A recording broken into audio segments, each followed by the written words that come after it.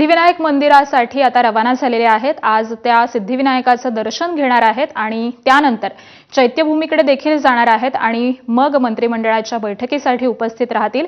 आणि ही दृश्य आपण पाहतोय सिद्धिविनायक मंदिरामधली। सुनेत्रा पवार, उपमुख्यमंत्री सुनेत्रा पवार या सिद्धिविनायकाच्या दर्शनासाठी आता दाखल होत आहेत। आज सकाळीच त्या मुंबईमध्ये आलेल्या आहेत आणि यानंतर आज पहिली मंत्रिमंडळ बैठक असणार आहे। त्यांनी उपमुख्यमंत्री पदाची शपथ घेतल्यानंतरची, त्याआधी त्या आपल्या खात्यांचा पदभार देखील स्वीकारणार आहेत आणि त्यानंतर उपमुख्यमंत्री सुनेत्रा पवार या मंत्रिमंडळ बैठकीमध्ये उपस्थित असतील। मात्र त्याआधी सुनेत्रा पवार या सिद्धिविनायक मंदिरामध्ये जाणार आहेत आणि सिद्धिविनायकाच्या दर्शनासाठी त्या आता रवाना झालेल्या आहेत आणि तीच ही दृश्य आपण पाहतोय। प्रफुल्ल पटेल हे देखील त्यांच्या सोबत आहेत आणि उपमुख्यमंत्री सुनेत्रा पवार या सिद्धिविनायक मंदिराच्या दिशेने आता रवाना झालेले आहेत। सिद्धिविनायकाचं दर्शन घेतल्यानंतर आमदार देखील काहीसे शक्ती प्रदर्शन करताना आपल्याला दिसणार आहेत। त्यानंतर चैत्यभूमीकडे देखील त्या रवाना होतील। मात्र आत्ताची ही दृश्य आपण पाहतोय, सिद्धिविनायकाच्या दिशेने उपमुख्यमंत्री सुनेत्रा पवार रवाना झाल्यात।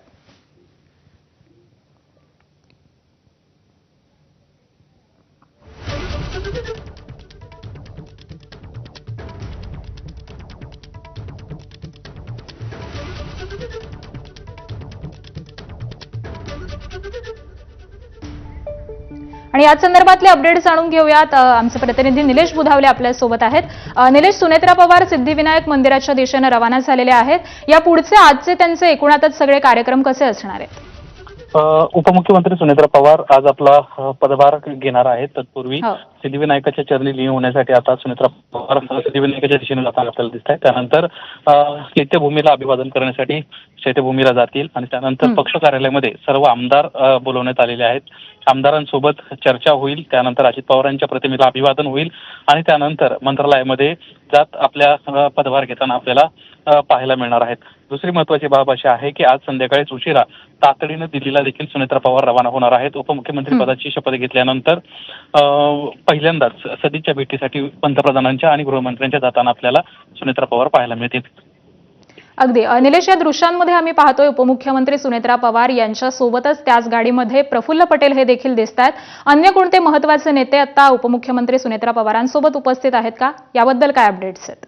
खरं तर हे राष्ट्रवादी काँग्रेस पक्ष हा एक आहे हेच दाखवण्याचा आणि सुचवण्याचा प्रयत्न या निमित्तानं होतोय। कारण सर्व आमदार तर मुंबईत बोलवण्यात आलेले आहेत। यासोबतच पक्षाचे तिन्ही महत्वाचे नेते, याच्यामध्ये प्रदेशाध्यक्ष सुनील तटकरे, महिला प्रदेशाध्यक्ष रुपाली चाकणकर आणि राष्ट्रीय कार्याध्यक्ष प्रफुल्ल पटेल हे तिन्ही महत्वाचे सोबत आज मंत्रालयात देखील सर्व मंत्री असतील, सर्व राष्ट्रवादी काँग्रेस पक्षाचे आमदार असतील, हे एकत्रित सुनेत्रा पवार यांचं स्वागत करताना आपल्याला पाहायला मिळणार आहेत।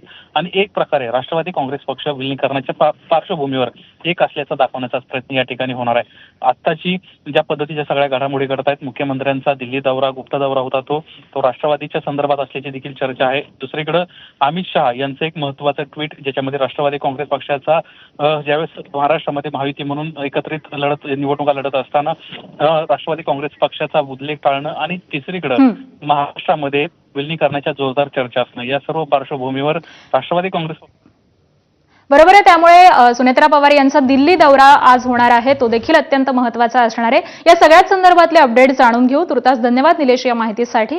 आणि यानंतर पुढच्या बातमीकडे वळूयात। कोल्हापूर जिल्ह्यातील इचलकरंजीचे पहिले महापौर होण्याचा मान भाजपचे उदय धातू